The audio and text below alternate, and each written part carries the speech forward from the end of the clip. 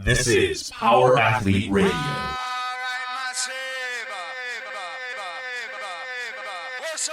With your hosts, Denny K, Professor Booty, and the Luke Summers. And now, toes forward, hips locked, shoulders set, and retract those scapulars. It's time for some knowledge bombs.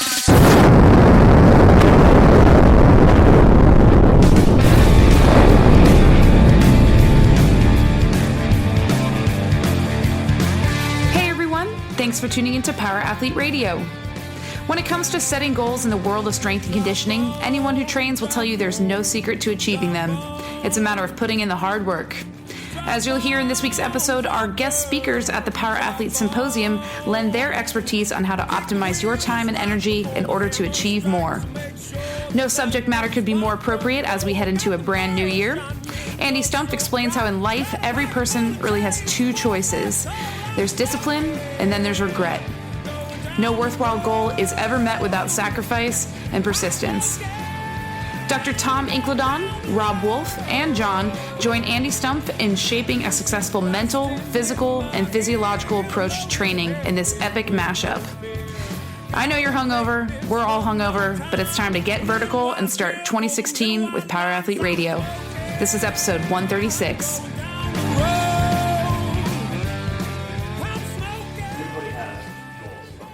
And so to give you guys a little bit of reference about what I'm talking about, the mental toughness, and my goal at the end of this would be to give you guys some coaching techniques that you guys can take back to your gyms and draw some stuff out of your clients.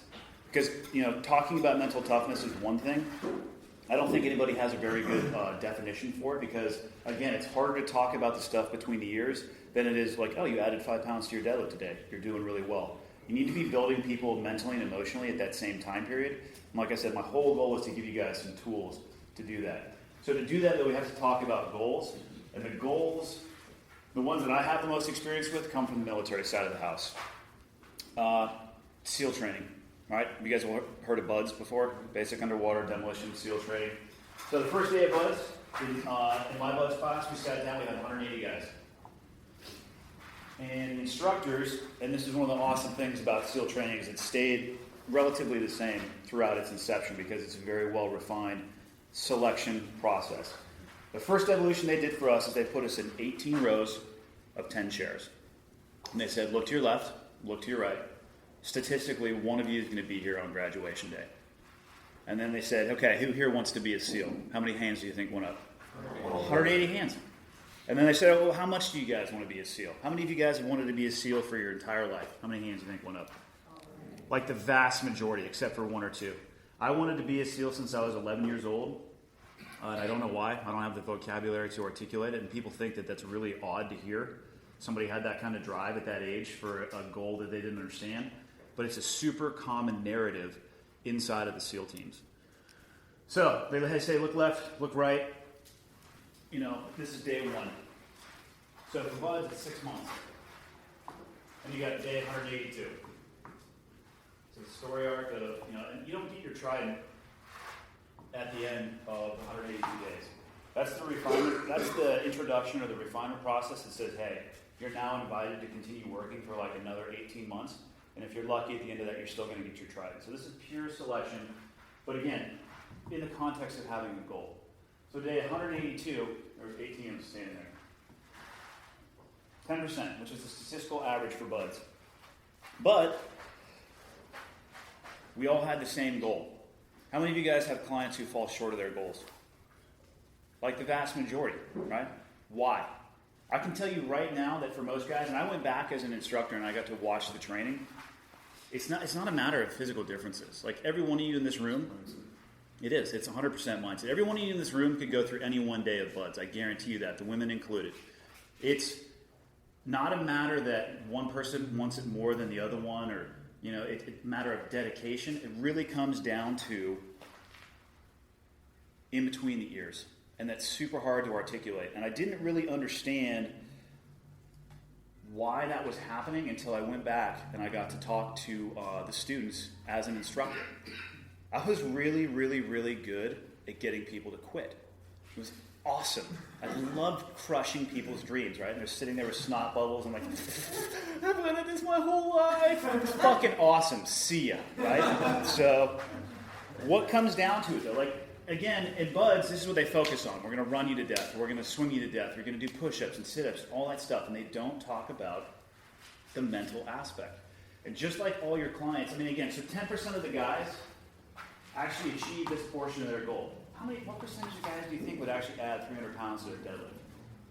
John, what percentage of guys playing pro football, or what percentage of people who want to play pro football do you think make it? 1? Less? 0.0? Fill in the blank? In the last 20 years, 15,000 guys played the NFL. Yeah. Less than 1,000 played more than 2 years. And what do you think, how many people play Pop Warner? You know what I mean? And like, in all the other feeder systems. I mean, it's got to be millions. Yeah, it's like 5 million kids per year in high school. Yeah. So, when I went back as an instructor, I would pull the kids aside, and I'd talk to them like, what's going on? Like, it's not your physical specimen. You're 100%, like, in better shape than most people that I've ever seen. You're smart. You're articulate. You're driven. What is it that is making you give up? And what I found is that, people like to call it mental toughness, but you need to have a definition beyond just what mental toughness is. Well, what do you guys, in your experience, how would you describe mental toughness? If somebody came up to you and like, hey, what is it? You're staring at me, so I'm going to call on you. Attitude. Give me more. The ability to suffer. I like where your head's at. Give me more, though. Balls? That only works for half the population. I would say kind of understanding why you want to suffer instead of just having some arbitrary goal. It's like, hey, I want to put your economy at the limit, or I want to be a SEAL. I think a lot of people just come up with some bullshit goal. Don't really, at least that's what I do. I try to get into like why, and like why that person actually wants that. And if there's a real reason behind it, that's probably your 10%. But a lot of them, it's just some bullshit goal that it's cool. That sounds good. You guys see that everybody has a different answer? And it's, I'm not going to say there's a right or a wrong answer, but what I'm going to give you guys, I got really lucky. And I got surrounded for the majority of my adult life by people who do amazing things like all the time. So for one, don't think that there's like some special sauce to being a SEAL. I've seen SEALs quit plenty of times. Everybody has their breaking point, so we can start from there, right? How do you push your breaking point farther along? The mental toughness thing to me is very quantifiable and all has to do with how you approach your goals between your ears. To me, mental toughness is about discipline, okay? It's about how you approach the goals. There's a saying in the SEAL teams, right? Everybody wants to be a frogman on Friday because on Friday, it's the end of the week. You're probably well-fed. You're excited about the weekend. Everything is falling into your favor, right? So it's easy to feel like you can achieve these massive goals when you are feeling great, right? But let's go to the other side of the coin, where you're feeling like shit and you're tired and you're not well fed. And you didn't get as much sleep as you wanted to get. What happens to goals then? Less important. Say again? Less important. They're less important, and what are you more likely to do? You're more likely to quit. And that's what I found when I started talking to the Bud students. It's about how they mentally approach the goal. The biggest key to success that I found, or actually I should say the biggest failure or mechanism that I saw is that people would say this, like, okay, I want to be a SEAL. And they would focus only on like everything that they had to do up to becoming a SEAL. So let's take it for example for Buds. They would focus on the fact that they had to train for 182 days. Okay? The 5th week of training, like way back here, is Hell Week. It's a pretty fun week. It's casual on the beach, right? Just sunning yourself. 80% of the guys quit in Hell Week. Of that, 90% of them quit before Tuesday. And so every instructor at Buds has to go and you have to work Hell Week. And the first thing you do is you start off by observing one so you can kind of learn the rules. And then you go back and you can start implementing the training. Buds is very interesting from a student's perspective. It's chaotic. You go and like one day you're mad at me and the next day, you're happy, you're mad. One day something is good enough, the next day it's not. You're like, what the What the fuck do they want from me? It's chaotic, and people are just spinning off into orbit. You go back as an instructor, and it's like, okay, what day of training are we going to do? Okay, cool. Go pull the 3-wing binder out. Every day is completely templated out. And be like, hey, you're going to be the angry guy today? You're going to be the happy person? These number of people aren't going to be able to do things right? And you're like, you got to be shitting me. Like, there's nothing random that happens in buds. And it all happens for a reason, because we're selecting for people in buds that will largely never give up, right? Because of how they approach a problem. So I started watching people in Hell Week. And I started talking to the guys, the first ones to quit. They're a little bit cold, right? And you'd be amazed. Usually the first quitter in Hell Week goes 90 minutes into it. And this is a guy who said that their life's goal was to be a SEAL. And usually the first person that goes, 3, 4, 5, 6, 7, 8, 9, 10 people, right? We play awesome games with guys and buds. Like, you've been laying in the surf for 30 minutes. And while you're out there singing very jolly songs, I, as an instructor, am setting up a lovely table full of donuts and steaming hot chocolate, right? And we'll get you in your linked arms, and you stand up, and you turn around, and you come in, and you'll stand right in front of the table. And be like, hey, you guys look cold. I have a jacket on, right? I'm like a steaming cup of coffee. Like, I'm not cold, but fuck, you guys look cold. Who wants a donut? Anybody want some hot chocolate? Here's the deal. We need one person to quit. And we'll stop this evolution, and we can all sit down and have donuts. And somebody will quit. They're like, that was too fast. I need somebody else. And somebody will quit. And they're like, you know what? One more. Just one more. And people will quit, and then we don't give them the donuts, and we all eat them as the instructor staff.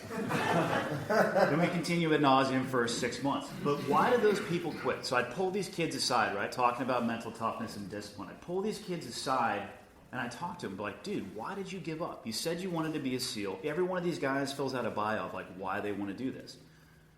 And the number one response that I would get for people who failed to achieve their goal, right, because they're focusing on this. They want to become a SEAL. They're like, dude, I can't be cold for another 170 days. I can't be this tired for the rest of this 6 months.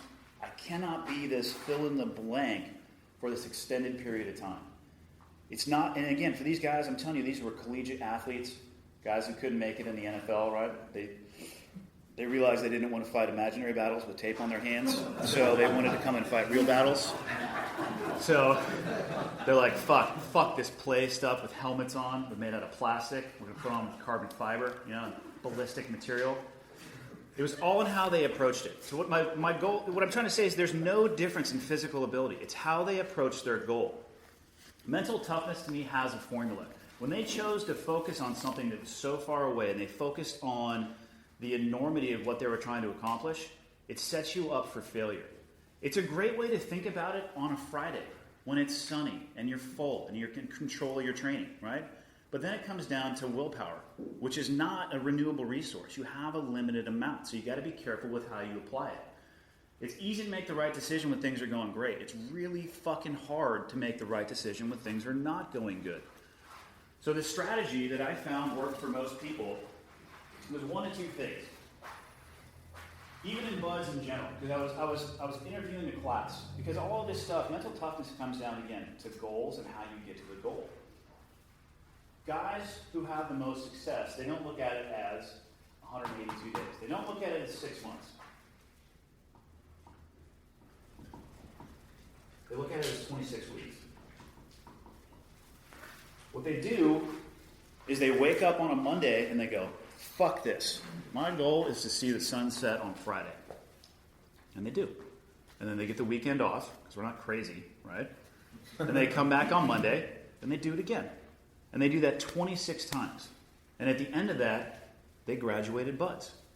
Now, you can apply that same theory towards Hell Week. You could look at Hell Week as, does anybody here know much about Hell Week? You guys all seen the Discovery Channel and the documentary Navy SEALs? G.I. Jane is also a documentary, by the way. Right, so it starts on a Friday or Sunday, ends on a Friday. You get 2 hours of sleep on Wednesday. It's pretty fun.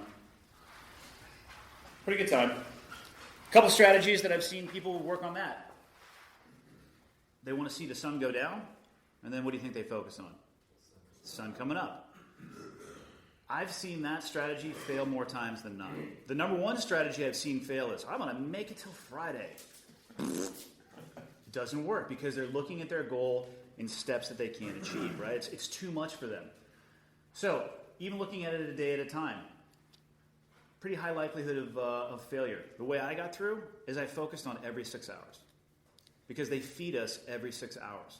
So all I would worry about is trying to make it to the point where I would stuff food into my face. And by doing that, stuff food in my face 4 times, I'm like, oh shit, the sun just came up. Stuff food in my face 4 times, the sun just came up. Pretty sure they let us sleep on Wednesday. I was hallucinating by Tuesday, so not quite positive what came after that, but it's how you approach the goal. Now, the life as a SEAL after you get out of this, you're not even a SEAL when you get done. So 6 months in, you're in good shape and wildly dangerous with no knowledge about what it takes to be a SEAL. Then you got to layer on top of that 18 months. Then you get a pin that you wear on your uniform that says you're a SEAL. You still don't know shit. And then for 5 years, you train for 18 more months, and you deploy for 6. And people start thinking about all of this stuff in here, they start failing along the way. So you got to think about this in perspective of your client. You got a dude who comes in who's 200 pounds overweight, right? Who hasn't had that scenario? And what do? You say, get the fuck out of here. Go to a different gym, right? That's what I would do. I don't deal with slobs. Lay off the pizza. Walk. Don't laugh. Ask John, that's how I used to approach my clients. John was there. He saw it too. The things I've gotten away with, if you just say it with conviction, people are like, fuck. It has to be true. I don't know about any of this stuff, but I'm talking about it like it's real, right? You guys are like, oh shit, this is revelatory. Let's make this shit up. So, what I'm talking about is the power of really small steps. Okay? And actually, I just got back from Singapore, and I was talking to some American schools over there, and I was talking to kids who were everywhere between 4th grade to 8th grade. And I find, actually, if you would talk to grown-ass adults at the same, verbiage and vernacular that you use for children, you actually get better results. Because most adults are not as smart as they think, right? My point is that by approaching a goal in that manner, or when you go and you're talking to somebody who comes to you, you have to explain to them how to set a goal and then everything that's going to go along the way to achieve it. And the best thing that I've ever been able to use is the domino theory. You guys ever heard of this? All right, so kinetic energy. The energy that something has, to impart energy on another object. You guys, not to insult anybody's intelligence, all know what a domino is, right? I mean, we're not all from Watts, right? So we're not playing it over our 40s, but you guys all know what a domino is, right? Okay, if you stack a domino up and knock it over, the cool thing about a domino is that it has the kinetic energy to move something 1.5 times its size. So a domino, for ease of math, I think is about 2 inches tall. So what can the next domino be? Did you just say 4? I did. Redo. Carry the 1. Carry the 1. 3. All right. So here's a trick question. What's the next domino? Yeah, 4.5. I'm going to help you out, okay? Point is that every domino along the way can move something that's 1.5 times its original size, okay? Which is going to... It's an important analogy when you're talking to your clients. The 17th domino is the size of the Eiffel Tower. The 32nd domino is 3,000 feet taller than Mount Everest. It's the power of really small things over a timeline that gives you something great, right? And the only way to make those decisions is through discipline. That's why I say mental toughness is directly tied to discipline, right? But you're only going to have a limited amount of discipline because nobody's perfect. Like, I wish Rob was here because one of my favorite analogies that he used to make at the seminars, he'd talk about diet and be like, listen, if you really want to have results and you want to be on a diet or an eating strategy, you got to get the shit food out of your house. Why? Because willpower sucks, right? It's not a renewable resource. You only have a finite amount of it. So the discipline required to get to here, if this is all that you're focusing on, is insane. But the discipline required, if you come in and you make this a part of how you educate your clients, like, hey, this is what I want you to focus on and this is why. Because you can take, each one of these could just be an hour-long class, right? But, this comes down to all the way to coaching strategies that you guys use to get people through workouts. Like 21-15-9, you know? Say what? Just give me one. Or what I personally tell myself is I can always do one more. I can always do one more. And if you guys aren't talking to your clients about the mental game, like if it's 21-15-9, deadlift at 225 and handstand push-up, talk to your clients about the mental game that they're going to encounter in each and every one of those rep schemes. Break it up for them. Set goals for them, small goals inside of them so they can achieve something greater. Does that make sense to you guys? That's where you guys are going to get the sweet spot from your clients. Because you can only push people so far. Like the biggest mistake I think you guys can make as a coach is wanting more for someone than they want for themselves. That's like I would rather spin a pistol and just stuff it in my mouth and pull a trigger, right? Can't stand it. But it's about the discipline. And here's the deal. You know, I was talking to John about this earlier today. His goal to play in the NFL started when he was 14 years old. My goal to be a SEAL started when I was 11. And everywhere along the way, I had dominoes lined up that I could either make the right decision and get myself closer, or I could move one of those dominoes out of the way. And I'm not going to say it would start you back at zero, but it probably would delay the fall and make it that much harder. Okay? You guys need to grasp your head around a pretty simple concept that you really only get two choices in life. Okay? You have discipline, right, which sucks because it means when you don't want to do something but you need to, you do it. When you're tired, it doesn't fucking matter. You get off your ass and you do the work. Or you have regret. Right? If you want to go do something amazing, whether it play in the NFL or be a SEAL or compete in a completely bullshit, antiquated exercise competition, you know, whatever it is you want to do or however it is you want to get there, anything you want to do in your life, right? You have the pain of discipline, or you have the pain at the end of your life looking back, regretting the fact that you never got there. That's what mental toughness is. It's a day-to-day struggle to do the right thing when you don't want to do it. Does that resonate with you guys? It sounds like it's stress induced. When you fragment that goal or that timeline, the higher the stress, the shorter the window you have to, or the shorter step, or smaller. You can stress yourself out even more if you shorten the timeline. You can go harder. There's a reason you can't run your 100-meter pace for 800 meters. You know what I mean? If you shorten this stuff up, you can go harder, and then you can take a step back, right? Because this can't be your trajectory. It's got to be super low. That's the only way it's going to be sustainable. But again, either one of those things, it's all driven between your ears. And it's really easy to write out a linear barbell template, but it's really fucking hard to draw out of people as a coach the motivation that's probably somewhere inside of them. And if it's not, what should you do? Somebody say it. Find it. Fire them. So to me, the single most important criteria that a leader has to have is integrity. And in the SEAL teams, like John was talking about, like there's a list of core competencies that we're responsible for. But from day one in training, it comes back to three things, right? Shoot, move, and communicate. Those are the three basics that we always harp on. And our leaders, you know, the SEAL officers, SEAL training is unique that both enlisted and officer go through exactly the same training. And there's largely no demarcation for rank. You know, they have to do a little bit more in the perspective of responsibility in training, but they have to do the same things and they have to perform at the same standards. And you see it, the second one of the leaders doesn't live up to the standard that they're espousing, they're done. You guys have all seen this, right? A teacher, like, you know, there's a reason you don't take financial advice from a homeless dude on the street corner, right? Regardless if he has a fucking degree from Harvard in business. If you're homeless, I don't take your advice. You need to be living the foundation that you're espousing to other people. So you get to become a SEAL, like the life of a SEAL, people are like, whew, I made it through the training and I'm done. Yeah, I've been in the military for 2 years and I'm a SEAL, and it's like, phew, yep, I got it. Nope, not at all. Like, it's a constant reassessment of your skill level and constantly trying to raise the bar.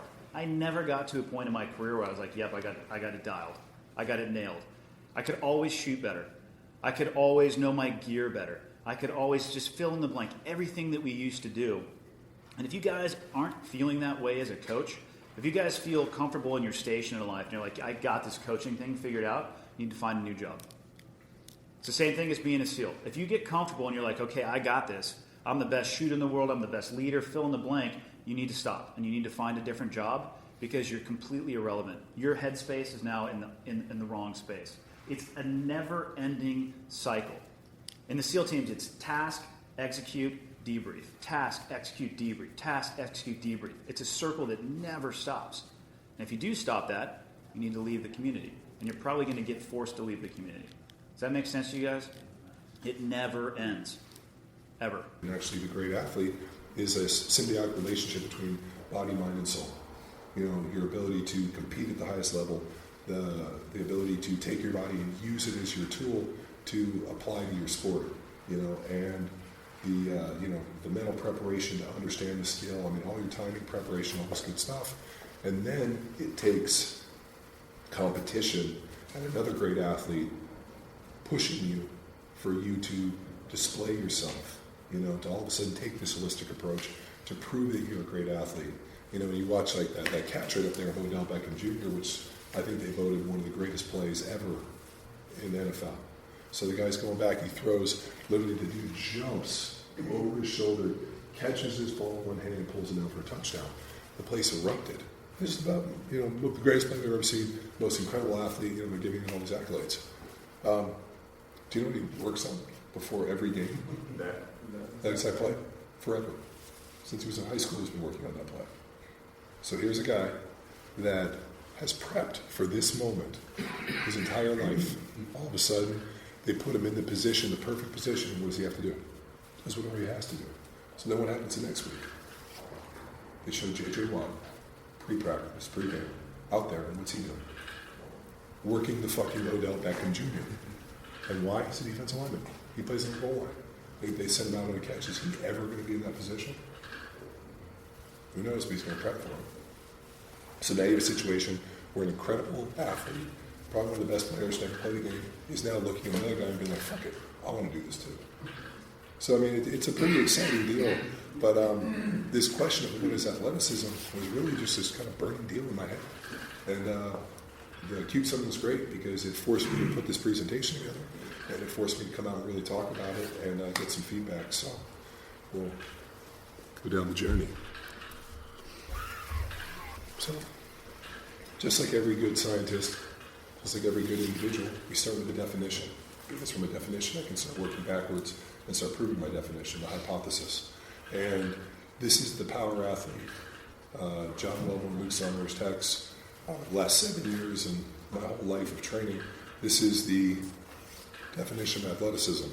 The ability to seamlessly and effortlessly combine primal movement patterns through space to accomplish a known and novel task.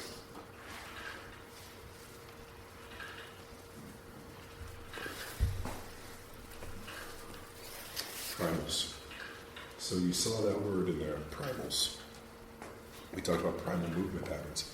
Now, you guys know what a primal movement pattern is because you've been to the CrossFit Football Seminar. You've seen me program primals. We've talked about primals. And we've butchered the word primals and beat it down. But yet, when most people hear the word primals, what do they look thinking of? A caveman, some dude in a loincloth with a spear running through the wilderness. But what does primal mean? Mark Sisson and his whole primal thing has fucked it all up. But really, what does the word primal mean? Your base level. Yeah, it's your base level. It's your most base level. Your most stripped down, you know, your primal urge. You know, Dr. Tom had 3 drinks and he went primal.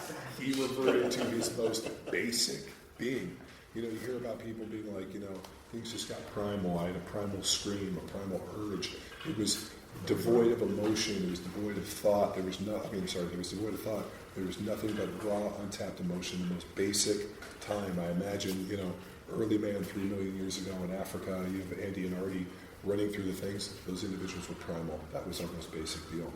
So, unfortunately, if you use the word primal, people get a little confused. But what it really means is essential, fundamental, basic. And what's always nice is I get up here and speak with you guys. You guys have already heard this. So when I did the Cube Summit, most of the people that were there had never heard any of this information, and all of a sudden they're like, primal movement patterns. But really what we did with the primal movement patterns is we really looked at it by separating the upper body from the lower body.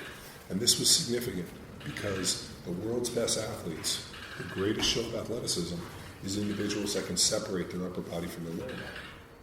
So think about this. You're watching a guy in the NFL, and I use the football because it's an easy reference for me, but a guy's sprinting down the line as fast as he can, full speed, you know, Odell Beckham Jr.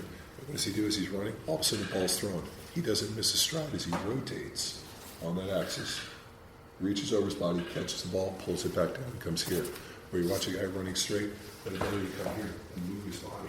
So that was another prerequisite of athleticism in great athletes, is that ability to separate their upper body from the lower body. It became something that was so,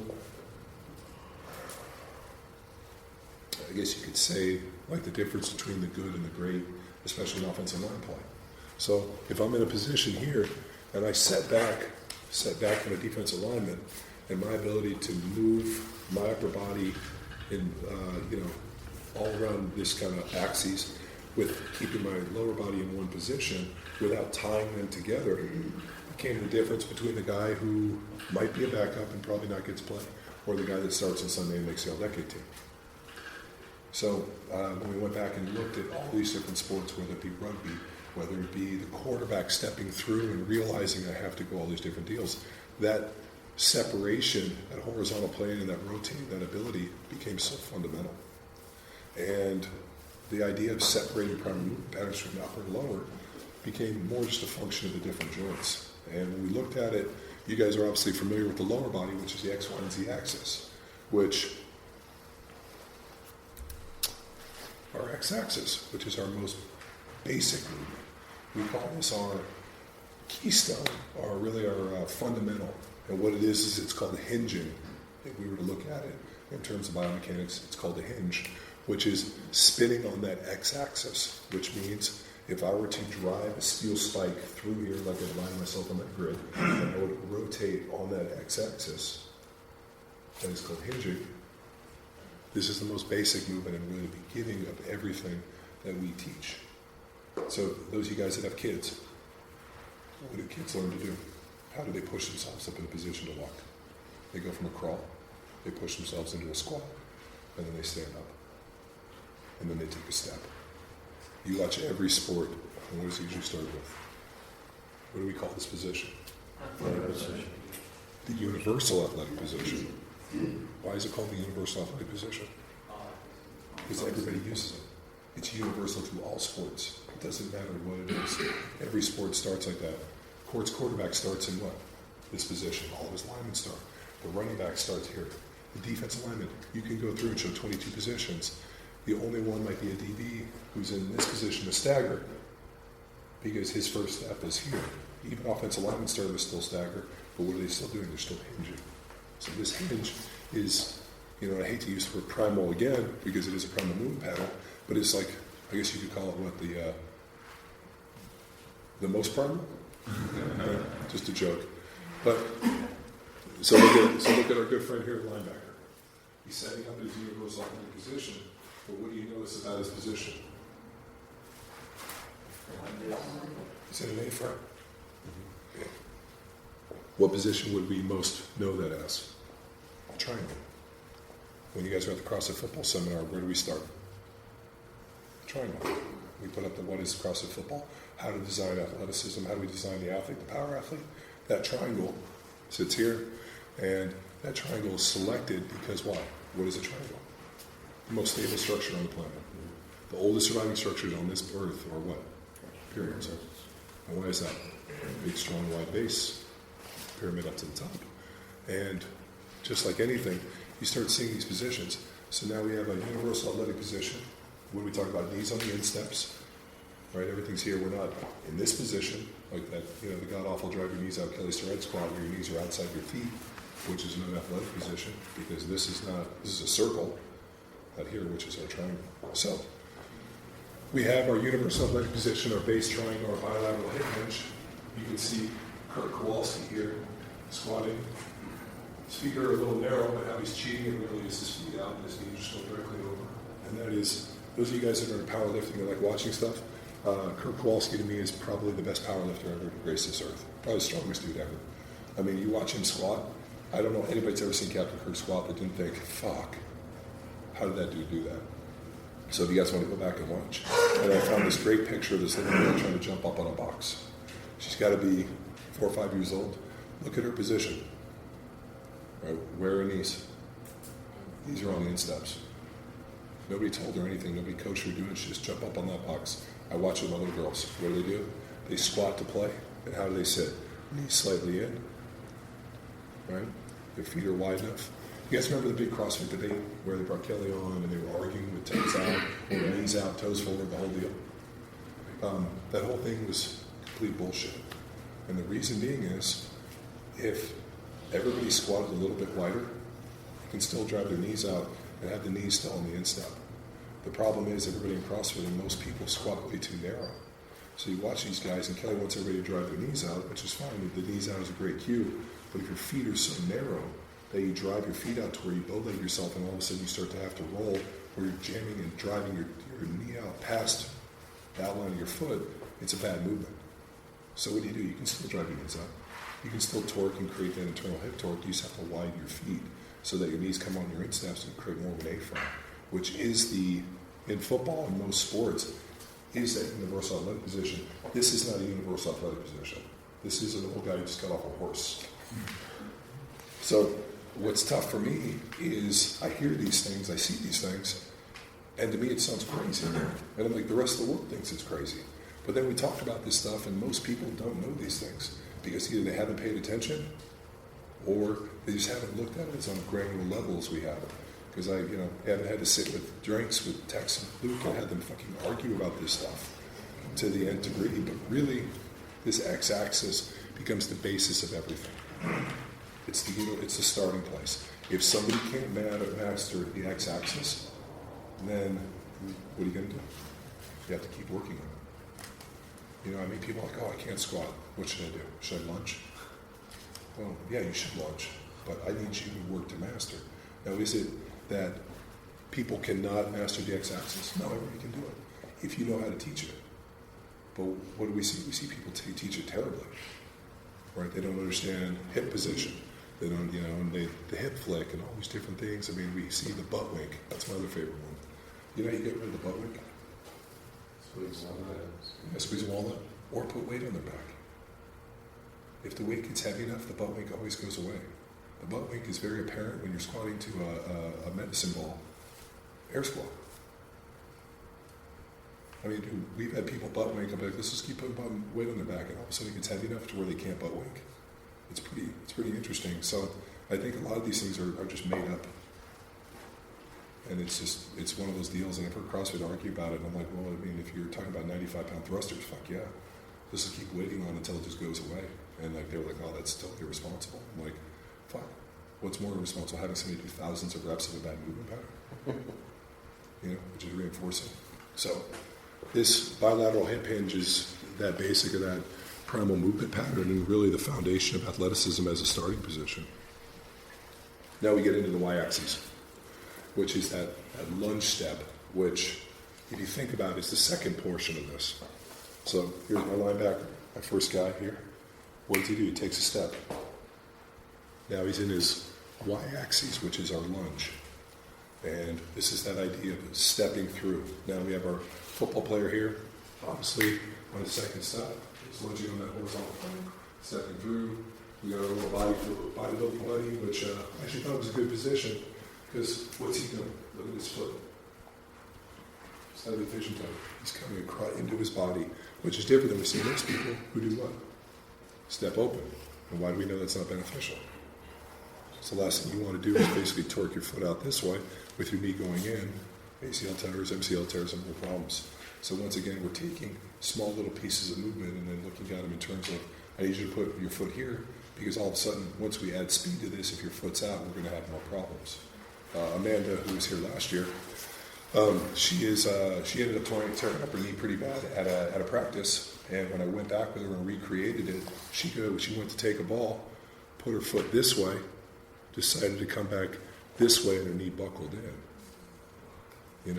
And her thing was like, man, I tried to make a split decision at the last moment, and she's an incredible, very, very athletic, probably one of the most athletic people I've ever seen do some stuff. She's pleasure to watch, but here's the deal where even a great athlete hurts themselves because of a miscued communication. If she put her foot in the ground and then decided to go back, she would have been fine. Her foot was too open to go here, and she comes back and tears her knee, and she'll probably end up having surgery for a torn lateral medial meniscus. So, but that's as easy. There's a really gifted athlete playing on a wet surface, goes out, hadn't been playing. This was a tryout for a new team. All of a sudden, and now she misses out and all of a sudden hurts herself for somebody that never really been injured before. So this stuff becomes so paramount. And we get to watch our little buddy here, who is a kid just playing in nature, running. Very easy to see. So what I'm trying to show is that these things are applicable in sport, but we can also find these things in just random kids running through the park. And then our z-axis, which becomes even more important for that third step, obviously. So think about it as universal athletic position, take a step, somebody comes at me, to hurdle them or step over something, which happens in most sports. So you can see our guy stepping up. He's doing a great position, he's driving up. And really what differentiates the Y from the Z-axis becomes that movement of the iliac crest. So obviously the iliac crest here, when it starts getting horizontal changes, is when we start going from the Y and the Z-axis. So here you see our hurdlers. I try to circle right here as he's coming over. And then you guys have always seen the Luke step-up video. And what was pretty interesting about that video was those guys were actually doing step-ups. And they were doing it just as I walked out. And I realized I had never coached them how to do a step-up. And it was really bad. And I fucking yelled at them. I feel bad about it because I was yelling at them because I had failed as a coach, as their, let's say, athletic mentor through this process, to provide them the tools that they needed to effectively learn to do a step-up. So Nate was doing them too. And what Nate was doing was he was starting a squat, and he was like leaning this way and putting a foot up into a squat, and then he was trying to like jump, stay in the squat, and stick the other foot up, and then he stood up. And I was like, what the fuck is that? But he was able to do 225. I'm like, no, here's how we do step-ups. And this is why the step-up is important, and I got this from Rafael Ruiz. So, individual puts their foot up there nice and square. They have to not push off their back foot, but they lean on their front quad. They drive themselves up, bringing this into a good position here, driving the knee up, toe up, and then as they go put down, they keep the toe up as long as they can to try to control, kiss the heel, go and switch. And we ended up filming that demo right there, and that was really the first time that they had ever done it. So what did they have to do? They stripped all the fucking weight off. But how hard is that? Nate's never done a step up ever again. No, never has, and he never will. Because some people really wrestle with this thing called ego. Ego can be a very, very good thing. Ego can also be the most dangerous of things. Because what it does is if your ego is so big that you can't learn, then it prevents you from going to the places that you need to improve. So how do you balance that? Especially as coaches. Because that is probably, and I wish Andy got into that a little bit more yesterday, but how dangerous is ego in the gym? Big. Yeah. What's more dangerous, the coach's ego or the athlete's ego? Coaches. How many guys have designed a program? This looks awesome, let's try this. And they start looking out. And it goes to dog shit. It looks bad. What do you think? Fuck them, hell or high water, this is my program, they're going to execute it. Then somebody gets hurt. And you're like, fucking great, you got breaks and legs to make it all, and get the fuck out of here. That was an attitude of a lot of people early. There's a lot of strength coaches like that, a lot of people I played with. I played for an offensive line coach named Tom Cable, who is revered now as the best offensive line coach in the NFL, Seattle Seahawks. That was his attitude. Fuck you, this is my system, if you can't do it, you get hurt. We got to break some eggs, and that's what they got surgery for. His ego was so big that he was right regardless of what you were doing. Now you have athletes all the time, and I'm sure you guys run into it all the time, and these are the worst athletes, where their ego is so big that they can't take weight off the bar. How dare you coach me? My brother Ed, worst athlete in the world to coach. Because he doesn't believe he does anything wrong, and if you tell him he's doing something wrong, he will stop and berate you. He's a lawyer and likes to argue, and he will fucking berate you. Not because he really believes that what he's doing is right, it's just because he fights everybody. So a lot of coaches that coach my brother are like, fucking shit. I'm like, don't coach him, let him hurt himself. I fucking hope he hurts himself every time he looks out. Right? So, as a but thank God he doesn't pay, he's my brother. But that type of deal is so dangerous with ego. And, bringing people in and teaching them these foundational fundamental movements becomes the basis of all program where you almost have to sell it, being like, here's the deal. We're going to learn these things. And really what this is, and you guys have heard Tex's 3 Ps, and we've done such a great job on our coach's responsibility, but what do we talk about? We talk about how do people learn and how do we teach within what's called the chunking model. And so I don't know if you guys know, I probably have told you guys this 7 times and I forget, but I did my master's in my last year at Berkeley. I redshirted, graduated before, did a master's in my 5th, and I was an education major, so I was a teacher. And I had visions of being, what I wanted to do was when I graduated, I was going to go play in the NFL for a year, because how long do people play in the NFL? I don't know. I never met anybody play anything longer in the NFL than a year. All the guys I knew played in the NFL had only been in a year or 2. So I was going to go for a year, I was going to make some dough, and I had a scholarship lined up to go to law school at Berkeley. So they had a scholarship for a 4-year letterman to go to Bolt Hall, which is Berkeley's law school, that I applied for and I actually received. And so I had this bitchin' law school scholarship all paid for. I was going to go make money for a year, come back to law school, and eventually I wanted to teach law and I wanted to be a college professor. That was kind of what I thought about. I wanted to be a Berkeley law professor.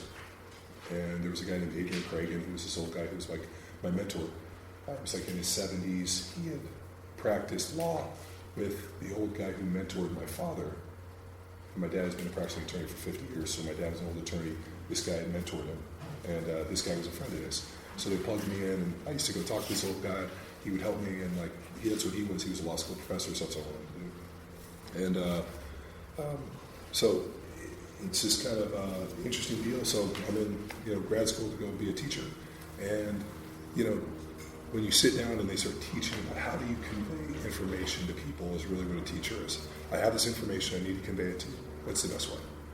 And what we really worked on was the chunking model, which is the idea of you start with the letters, you teach somebody letters, those letters become words, words become sentences, sentences become paragraphs, paragraphs become pages, pages become novels.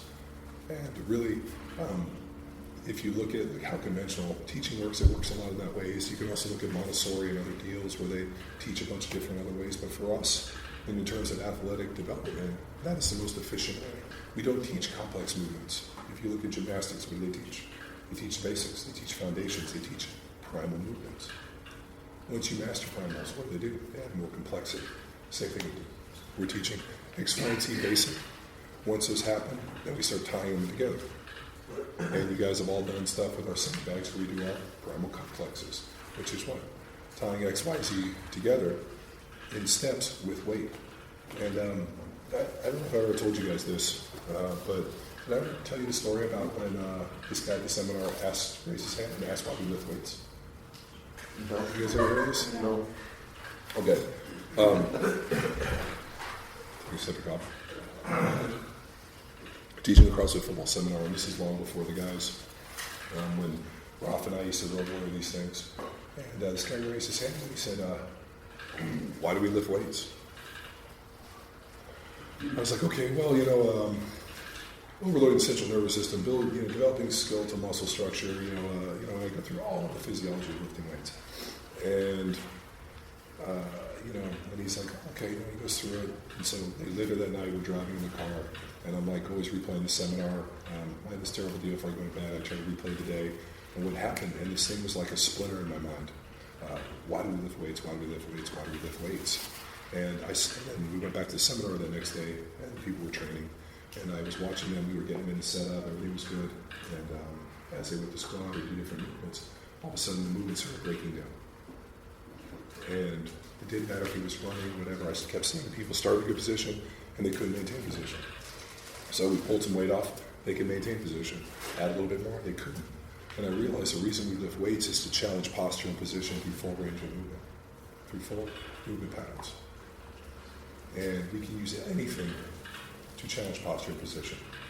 We just have selected a barbell, which is a cylinder with these other really cool cylinders, perfectly weighted, perfectly balances on our body, bench press, all these other things. We can use the barbell in any degree to challenge posture and position for primal movements, full range of motion. Now, does it have to be a barbell? No, it doesn't have to be a barbell. You can use a sandbag. You can use chains. You can use anything you want to challenge posture and position through full range of motion. So effectively, what is lifting weights? Just external resistance to challenge functional movement patterns, primal movement patterns, whatever you want to do. So there's more than one way. Can you still do these programs without weights? Yeah. We can go weld up chains, we can get Chevy 350 blocks, we can put on weighted bed. I mean, we can do these things as any which way we need to. It just so happens that a barbell is very, very convenient. Because why? We can make small incremental jumps, like on a linear progression. It's easy to balance. I can stand straight in the arm. I mean, it's just the most convenient thing that we've seen to do it. But it doesn't mean that it stops there. That's why we did sandbag stuff. Why did they fucking destroy people? Awkward. It's hard, awkward. It forces you to load it. What do I make you guys do? Put on my shoulder, not on the back. Zerchers, different things. I try to play with the movements. Whenever we do stuff, and I got this from Ralph, I told you it was killing Ralph's program. So he started unscrewing the equipment from the ground. You get on the dip bar, the thing was shaking, and Ralph's like, what happened to the bolts? He's like, yeah, cut back, say to get rid of those.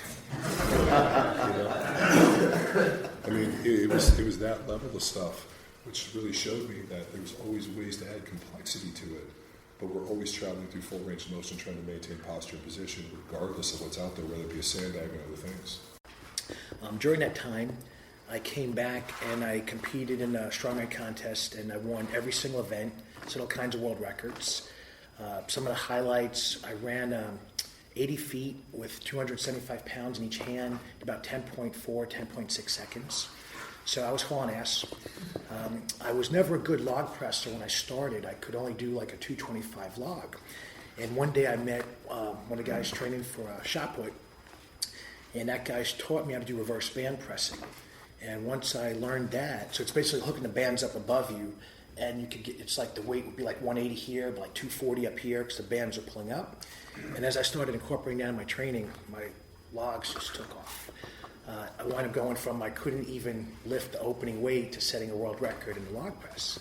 And I started realizing, all right, if I break this stuff down, I can figure out where my weak link is in any movement pattern and figure out a way to strengthen my body within that range of motion or that movement pattern to the point that I could literally compete with the best in the world. So I got all kinds of stories like Magnus for Magnuson and Magnus Samuelson and Bill Kazmaier and Mark Henry and all these guys. So, little tangent. So I'm doing a seminar with Magnus for Magnuson. And if you don't know who Magnus is, he won the World's Strongest Man 4 times. So he could legitimately claim to be one of the strongest people in history because there's very few human beings that could win World's Strongest Man twice, let alone 4 times.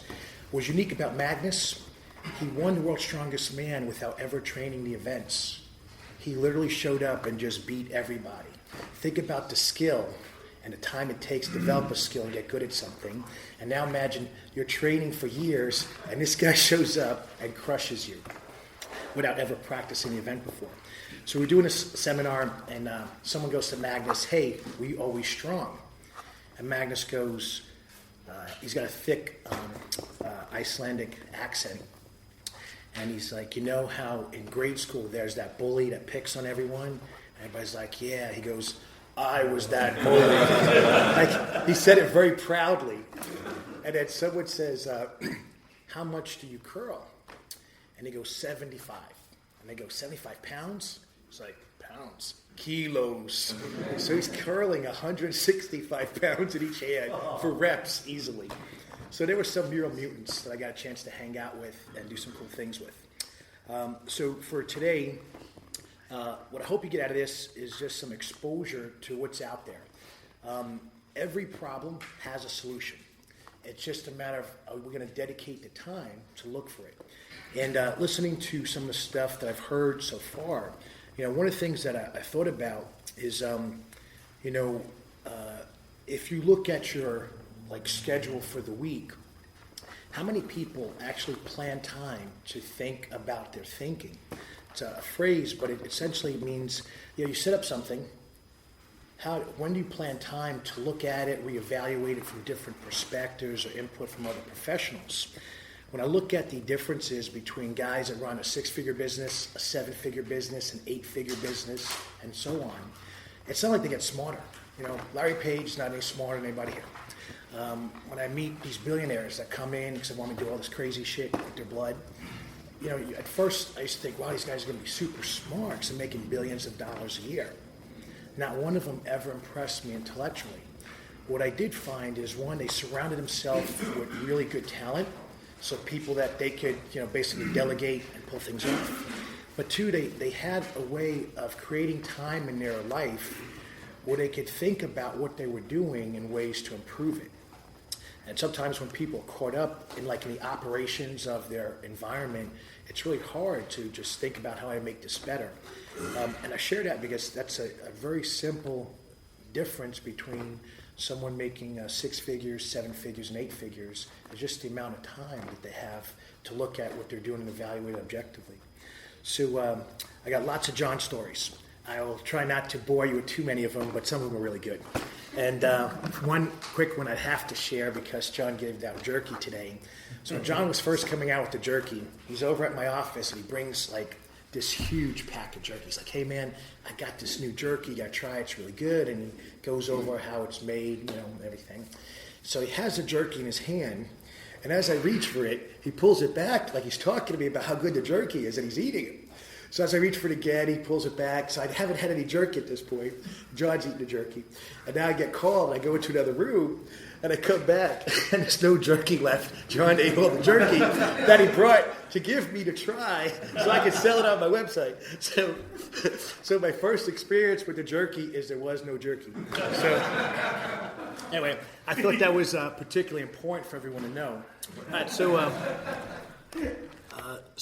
I guess what I'd like to do is, there's not really a rhyme or reason here. There's some really cool technologies. I wanted to make sure everybody got exposed to it.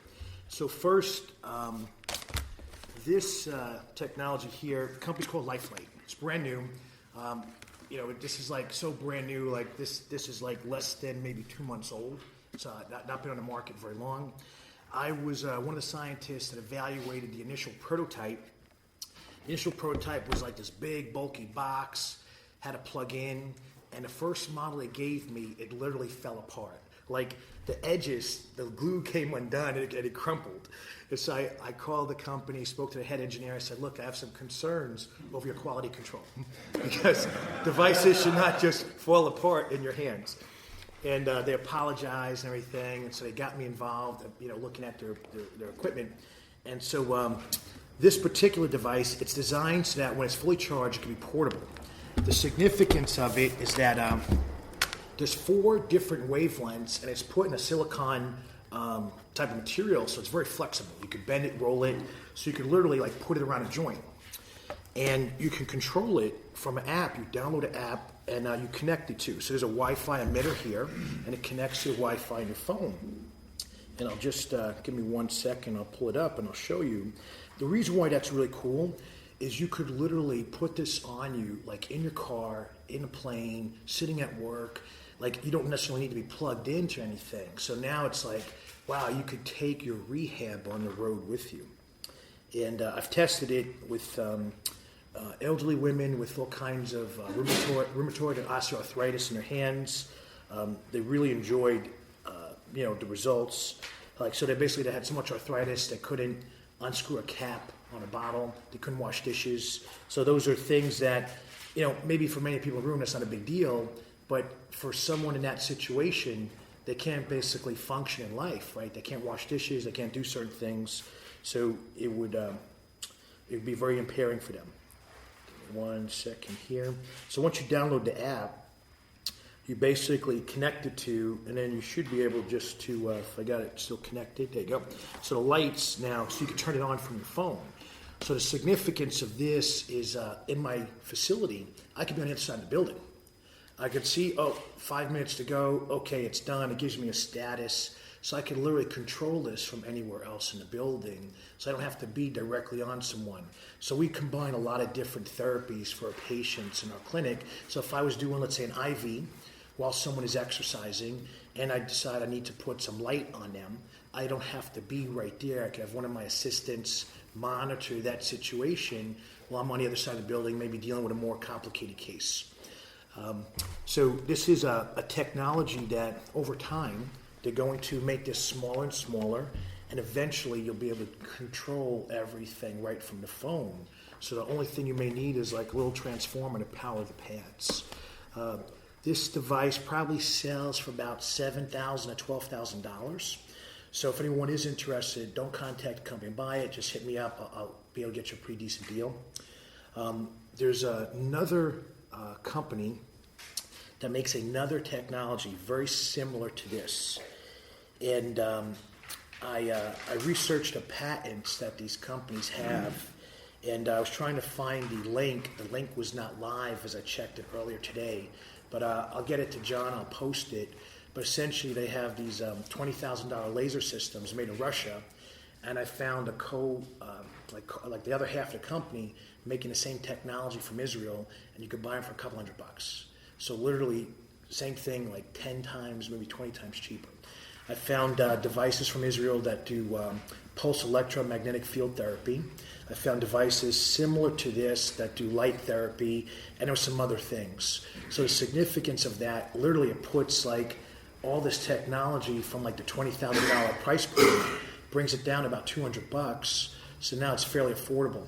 And what tends to happen with at least a lot of the clinicians, they'll have one that they keep in their facility with their patients and one they keep in their home, because that way they always have access to it for themselves.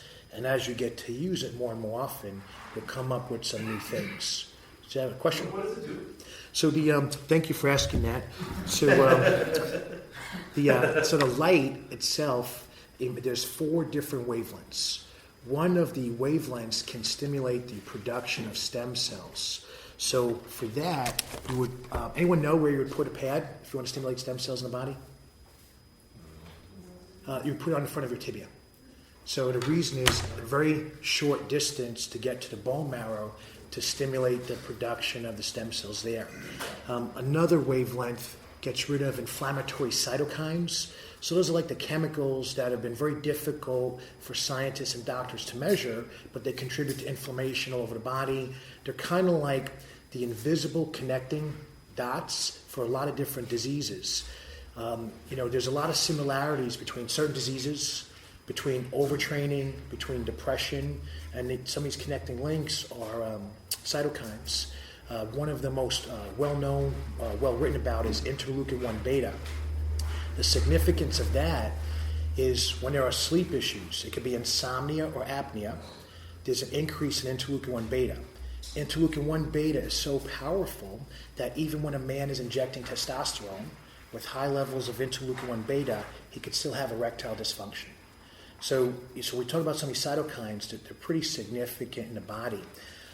They can cause, it's the sort of the chemical basis for a lot of different diseases, diabetes, colitis, Crohn's, arthritis. So there's some connecting links. So this tool represents one way to reduce levels of these inflammatory markers in the body. Now, research from Russia was pretty slick that is very impressive. They took a light source about the diameter of a quarter, and they had subjects lay face down, and they put the light in their lower back, and they draw their blood from their fingertips and like their toes. And the reason for that is they wanted to show the lights in the center of the body, and they're measuring like the furthest points from where that light source was, and they were showing changes in inflammation in the fingertips. So it's systemic. Yeah, so why do you think it's systemic? Like, what's it going through? Yeah, blood, right? So that works really well, except what areas would it not work so well in? Cartilage, right, where there's not really like a direct blood flow. So above the brainstem, inside the joint. So for those areas, scientists figured out other protocols. So there's like some general strategies where you would put this like behind someone's head, and the idea is to get rid of inflammation in the nervous system. Then you would put this maybe on your tibia to help with stem cells, and then you might put this on their lower back to kind of get like around the circulation around the body. If I had someone who had liver or kidney issues, I would put these pads around the areas where I think, or maybe GI issues, I put these pads around those areas that I think there may be like tissue damage or trauma. I'm sorry? Yeah. Well, I already have one. You don't have one. He has them in his bedroom in a secret drawer. He just pulls them out. I didn't really see it. Yeah, so this is, well, the funny thing was, so I'm talking to the engineer that's like designed this, and he's like, yeah, it's going to be out in like, 3 weeks, 4 weeks before it's fine. Like the prototypes are done, now mass production will happen. So one of my buddies who's an athletic trainer for NHL, he shows up in my office, and he has one of these. I'm like, what? So I was like, how did you get this before me? So it turns out he lives in the same town as the engineer that I was talking to. So literally they like meet for coffee and he gets one like the day it comes out. So, you network and you meet people, and that's how you find out about the technologies. Yes? How long would someone normally have to wear that per session, and then over what time are we looking at making a significant change? Yeah, so you would, the protocols vary. So that's what's cool about the app. You would like back pain. You just click on it, and it runs 15 to 30 minutes as an average, so not a super long time. And what we try to do is make that part of something else someone's already doing. So if they're stretching, if they're doing some other lower level type of movement pattern, we'd incorporate that. As far as how many treatment sessions and everything, I'm even though I am a scientist, I'm very critical of a lot of study designs. Most study designs are designed with a bias of trying to prove something works for the purpose of a future sale. It's not designed, God bless you, they're not designed from the perspective of what's the optimal dosing parameters and how do you determine the optimal dose response for individuals. So some examples, so to answer your question specifically before I go off on a little bit of a tangent, I would say that I would use this every day, and that's quite a bit more than what the research indicates on human beings, but the research on cells definitely shows better results with greater dosing. And then there's some variances though.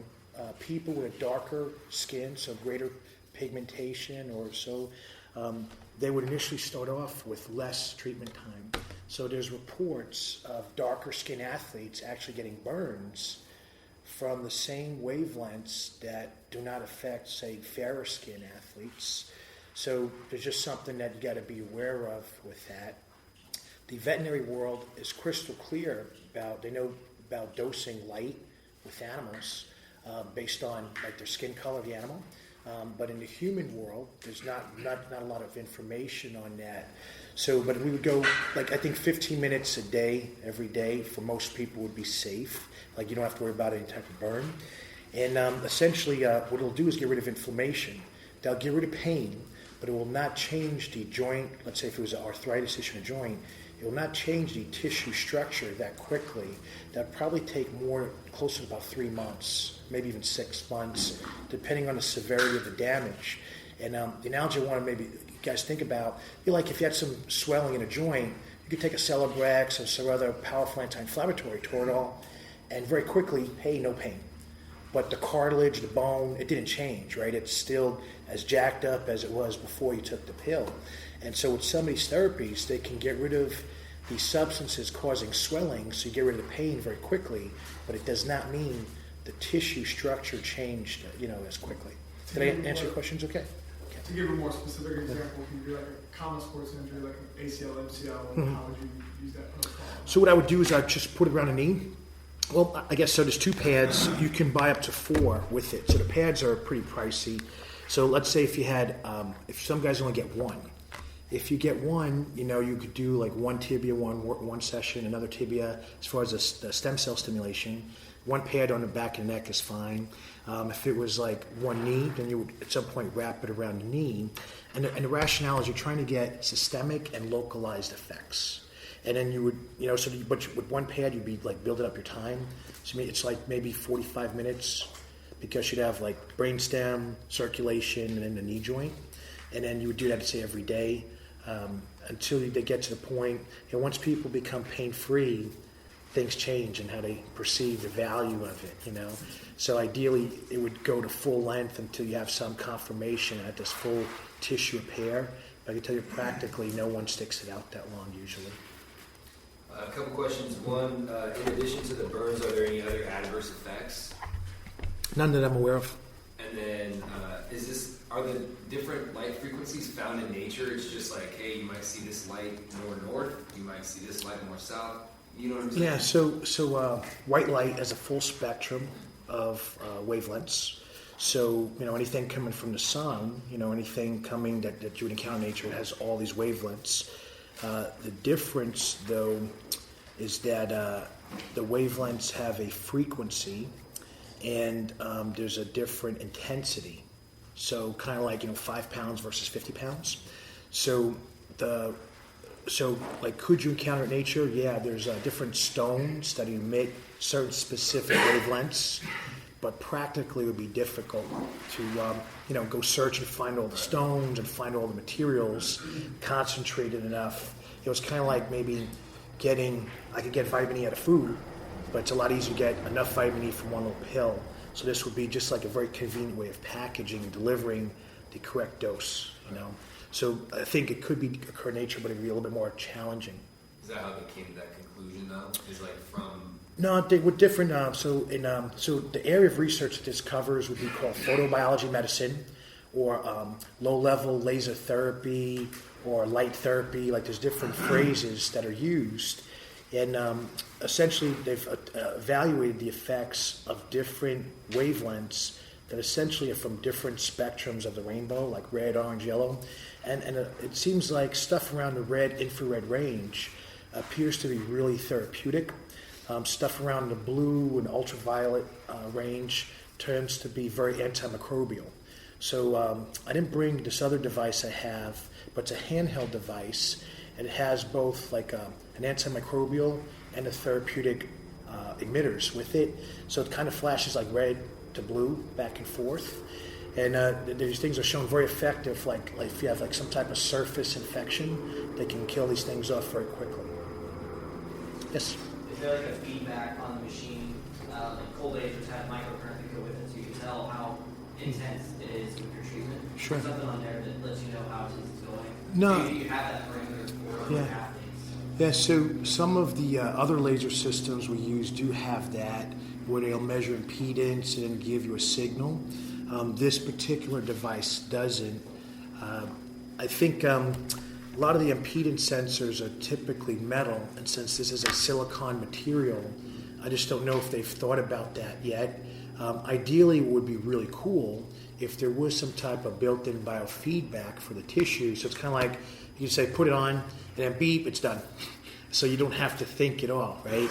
But at this stage, these guys are not at that point yet. This is only their second version of the model, and their first attempt was really to compact it, make it portable, because that gives them a strategic advantage in the marketplace. There isn't anything else you could buy right now that's as powerful as this, that you could roll up and put anywhere in your body and just pack up and take, along with 50 pounds of supplements, to the airport. Yeah, my other question was, with some modalities, you have to have a certain medical license in order to give it out. Sure. Does this carry anything like that? No, so we're going to see, so the reason why there's all these products coming out, let's say in the biophysical world, is because they don't necessarily require a medical license of any kind, because the companies are not making any medical device claims. Okay. So where the licensing comes in is if the company claims it can cure or treat a disease, then the FDA requires that it's under medical supervision. But the workaround, most guys have is just find a doctor, you have them order it, and they give it to you. It's not like there's not a policed environment where someone's looking over your shoulder. It's just kind of the way things are done. Yes, in the back. Do you need a test subject for any of those things? Yeah. So, put on my body? Yeah. So we could hook some guys up. Now it's time for you to empower your performance. This year, Power Athlete is challenging you to be more than the cliche resolutionist, or Resi as Luke calls them. Instead, make the conscious decision day in and day out to live the domino effect. Every choice you make leads you closer to one of two things: your goal or regret. Until next time,